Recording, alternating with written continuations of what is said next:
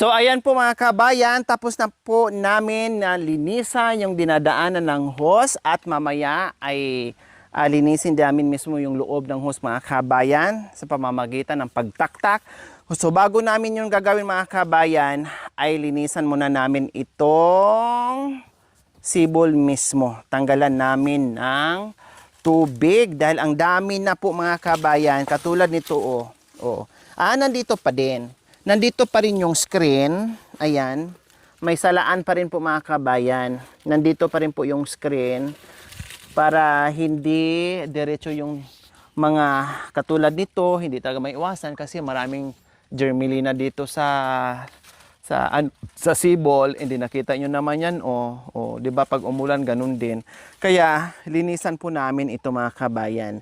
Siguro magdagdag pa kami ng kapirasong lupa dito mamaya titinan namin or buhangin at laliman po namin ito mga kabayan para magkakaroon ng maraming pundong tubig. Katulad last time. Siyempre po mga kabayan, daanan ng tubig. Nakita nyo po mga kabayan na walang ulan pero tuloy-tuloy yung tubig niya. Kailang pag nagkaulan po mga kabayan, siyempre dinadaanan ng tubig ulan, no? Nababaha ito, nawawash out ito mga kabayan kaya tinatabi namin ito pag oras na umuulan. Hindi to siya nakafix kasi daanan to ng tubig. Nagkataon lang din na nandito yung sibol, nandito yung bukal niya, ibig kong sabihin ganyan, no? Kaya ganyan lang siya, ditanggal kasi malakas ang ulan, tanggalin to para hindi maanod at ilambitin diyan. Tapos linisan na naman pagkatapos ng ulan. So ganyan po ang gagawin natin. So bago namin pakialaman yan, linisan muna natin to. Wrap, tanggalin natin dahon. Lagyan natin yan mga dahon. Yan, tulad ni Tatay Romy, yan, yan, ganyanin mo. Bitawan mo yung itak mo.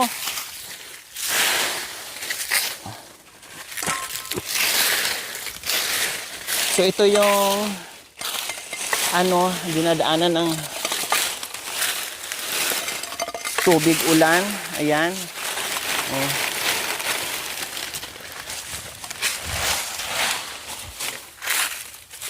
Para hindi pupunta dito sa sa sibol mismo, sa tubig.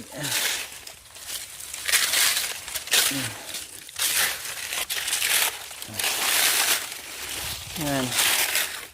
Yun pa.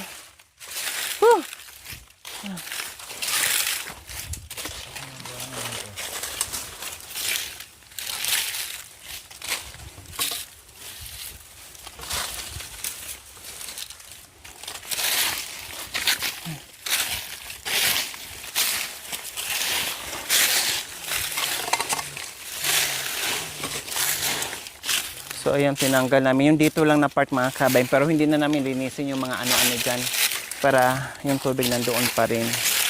Dito lang banda. Pero yung iba doon ay okay na yan kasi magiging salaan niya yan. Bago pupunta dito yung tubig, dito lang.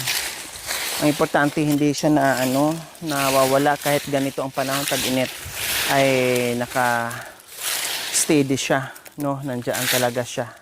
Hindi nawawala. O lagay mo doon. Tabi mo doon. Ayan, ayun pa. Yan. Ayun pa,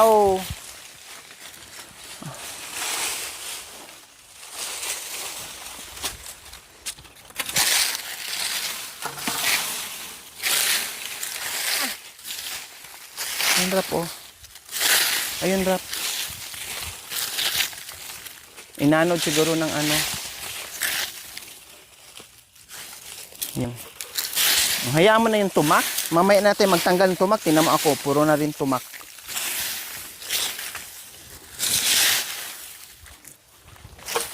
Butas pala.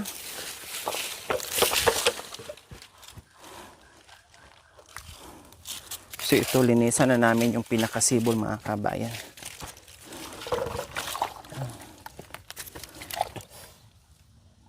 Diba? Diyos ko. Puno. Wala. Dami talaga. Lumiit din yung tambakan ng tubig, imbakan ng tubig. Dahil Napuno ng bukod sa ano, sa dahon, napuno rin ng buhangin.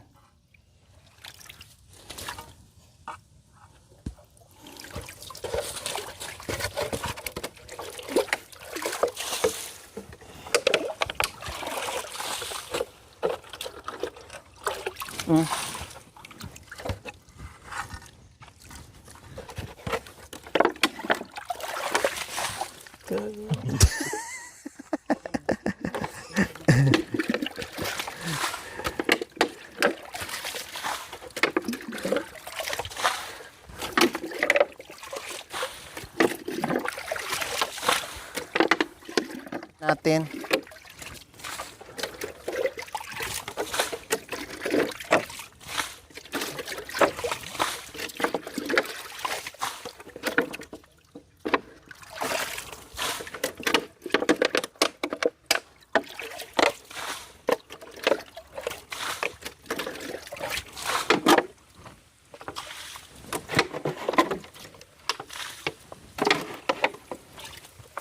Yung buhangin, lagay natin dito. Yung buhangin.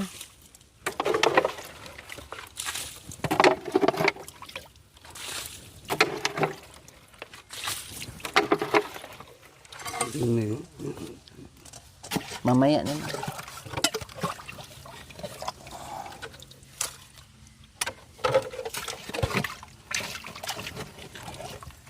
Yan, bato. Lagay mo dyan bato. Yan, para pang tabing dyan.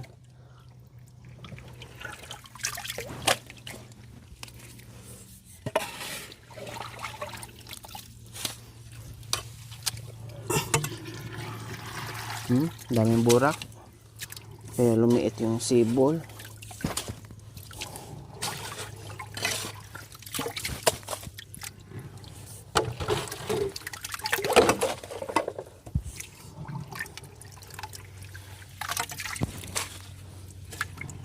Buhangin naman yung mga kabayan eh.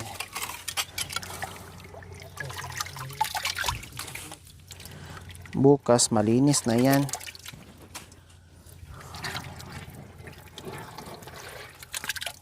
Oh. 2 beses na namin ito nalinisan, pangatlo ngayon. Boom. Ano na tawag nito, nagbabos na yung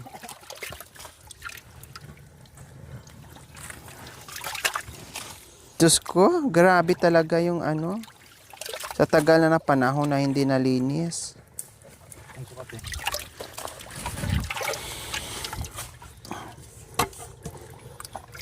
Gaganda ang tubig nito, daloy ng tubig at dadami siya dahil natanggalan din namin ng maraming buhangin.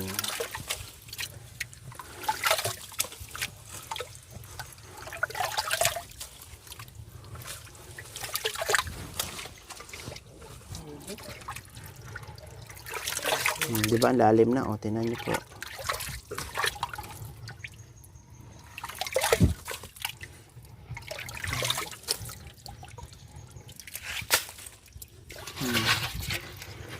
Kala mo, ano, sinimento dito.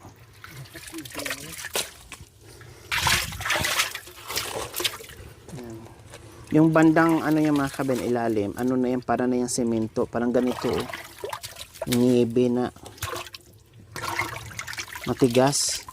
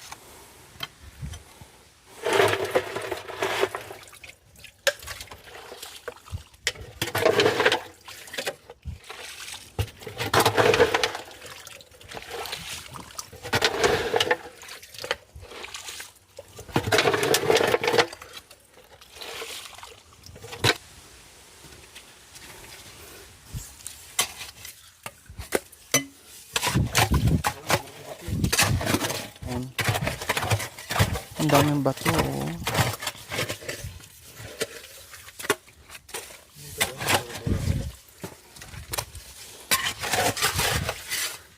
Hindi ganito? Hindi ganito? Malalim. Hindi ganito? Hindi? Ah.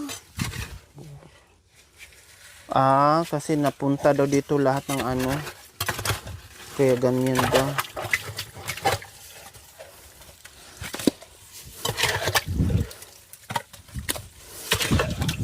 Napunta daw dito sa ilalim.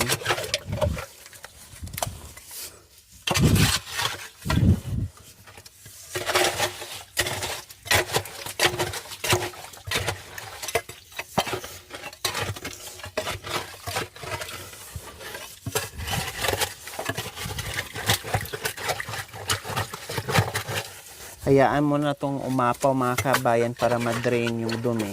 Saka na lang magsalok ulit. Or saka na lang nila isahod doon sa drum. Para matanggal lang yung amoy burak niya kasi nakalkal. Yung malinaw na.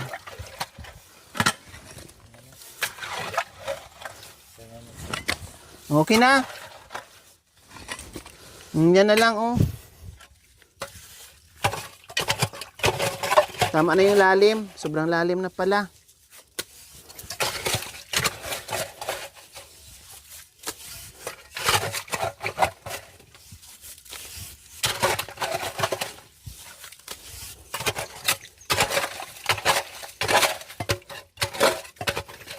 Marami ng bato oh. Oh.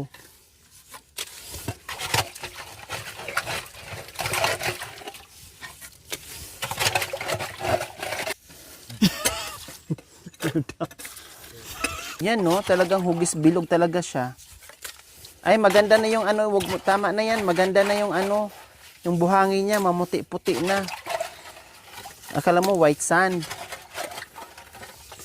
Ayan oh, pumuputi yung ano niya habang lumalalim.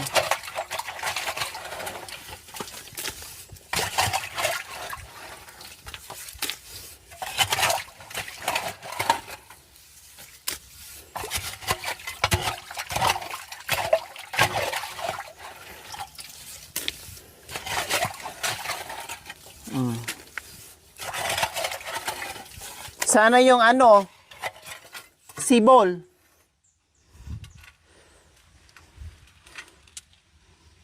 Saan? Malalim. Nandoon. Malalim. Ayun. Meron pala. Papunta din dito. Okay na yan.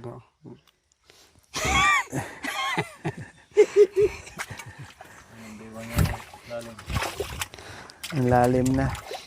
Yan, linisan na lang po yung mga kabayan. Tama na yung lalim, malalim na. At saka marami na siyang bato. At mamuti-muti na yung ano niya. Lumabas na yung white sand. Yan na lang. Tanggal lang tubig.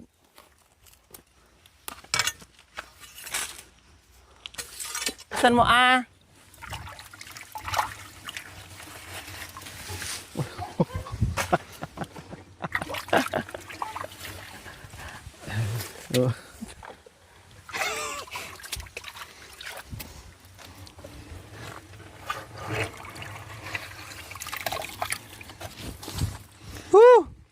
Diyan ka lang. Upo. Upo. Woo!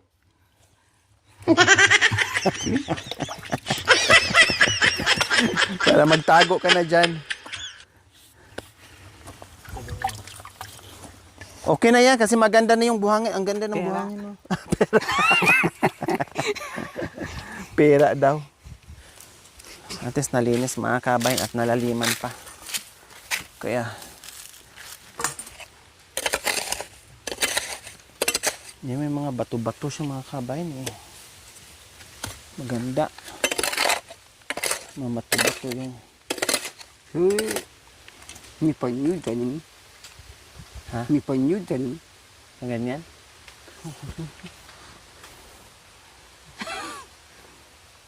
Para naman yun. Mabos ang ulan. Matibog yun ang bali. Babalik? Babalik daw mga kabayan. Sige, bahala ka. Pag umulan daw, babalik. O ikaw magawa. Kasi ikaw yung expert. O doon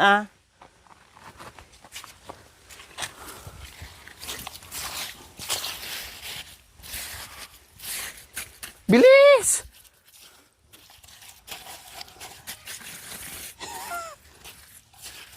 Yan.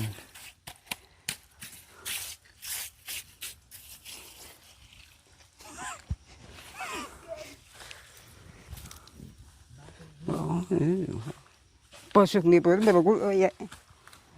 Maragul oya.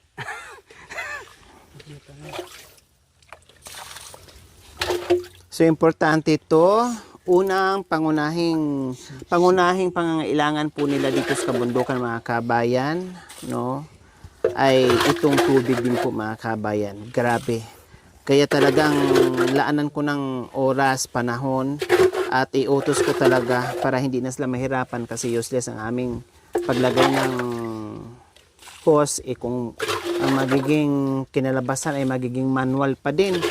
Mag-aantay ka sa tubig kung kailan dadami. So, ito talagang nagawaan po namin ng paraan. So, okay na siya kasi medyo matigas na. May mga bato-bato na. At lumabas na yung whites niya mga kabayan at malalim na. Kaya, maayos na siya. Maganda na po mga kabayan. Buong maghapon yan, wala na. Okay na po yan. Maganda na yan. Mamaya pag magkaroon ng tubig yan, balikan namin, taktakan namin tong hose. Kasi kanina, kunti lang din ang tubig Mauubos din siya. So, kailangan magpunduhan yan para maano namin to. At ito, ayusin din to mamaya. Lilinisan din yan pag may tubig na. Magmimina. Ayan po mga kabayan, buti na lang sila ni Tatay Romy dito ay pinagkalooban ng biyaya. Itong tubig po mga kabayan na sabi ko nga kanina ay pangunahing pangangailangan dito o sa ating lahat, hindi lang dito, sa ating lahat po mga kabayan na kailangan alagaan natin ang kabundukan or alagaan natin yung tubig na binigay sa atin kasi yung ibang baryo mga kabayan, ibang lugar, Diyos ko mga kabayan, suntok sa buwan bago sila magkatubig, yung pahirapan sa paghakot, malayong malayo, sila swerte plus nalagyan pa natin ng hose kaya doble ang swerte po mga kabayan. Kaya ito, nandito na yung tubig, nandyan na yung hose, kaya huwag tayong tatamad-tamad sa paglinis. Kailangan linisin natin, ayusin natin para manatiling malinis at masagana sa tubig. Diba? Kaya thank you tayo. Thank you Lord. Kasi hindi lahat ng ating mga kapatid ay nahihirapan sa tubig po na kahit papaano yung iba ay dinalaw o merong mga sibol. So ayan, okay na yan Tatay Romy. Alisan mo na lang yung labog na tubig para mapalitan ng bago. Anong ginagawa mo? Anong ginagawa mo? Gripo. Gripo? Bakit? Ano nangyari sa gripo? Ha? Ano nangyari sa gripo? Nana po sila ng siyang ngari. Ano?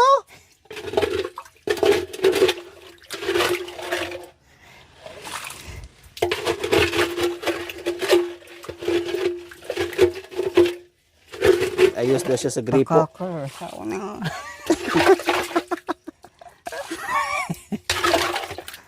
O ganyan yan siya mga kabayan. Very active niya pag nandito ako. Mawala yung tamlay. Doon. So ayan po mga kabayan. Nalaliman, nalinisan. Yung sibol at palibot ng sibol. Natanggalan natin ng lahat-lahat. At ngayon inayos pag-file ni tate ditong harang para magkaroon siya ng parang catch basin niya mga kabayan bukod dyan sa butas. Para dumami yung tubig at pasok doon, bababa yung tubig sa gripo or dito sa hose po mga kabayan na kunik. Kaya ayan, maraming salamat po muli sa inyong panonood. Without skipping ads, please paki-like and share po mga kabayan. We love you all. God bless us all. Bye. Mwah. Thank you for watching. Don't forget to like, share, and subscribe.